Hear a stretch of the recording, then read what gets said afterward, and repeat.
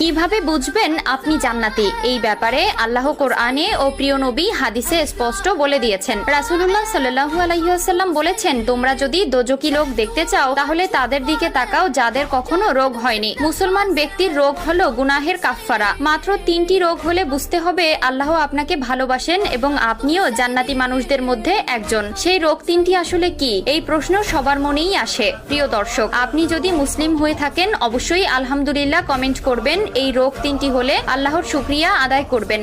আমরা মূলত অসুস্থ হলে একসময় ধৈর্য হারিয়ে অনেক হাই হুতাশ করে থাকি। এটা আসলে ঠিক নয়। আল্লাহ হলেন উত্তম পরিকল্পনাকারী। আল্লাহ যা করেন বান্দার ভালোর জন্যই করেন। তাই আমাদের সব ক্ষেত্রে সকল বিপদে আর সকল রোগবালাইতে আল্লাহর উপর সন্তুষ্ট থাকা উচিত। বেশি কথা না বলে জানিয়ে দেই সেই রোগ 3টি কি। আজকে আমরা 3টি রোগ সম্পর্কে জানবো, যেই রোগ 3টি জান্নাতে যাওয়ার পথ সুগম করে দেয়। রোগ আল্লাহ তাআলার একটি নিয়ামত। যারা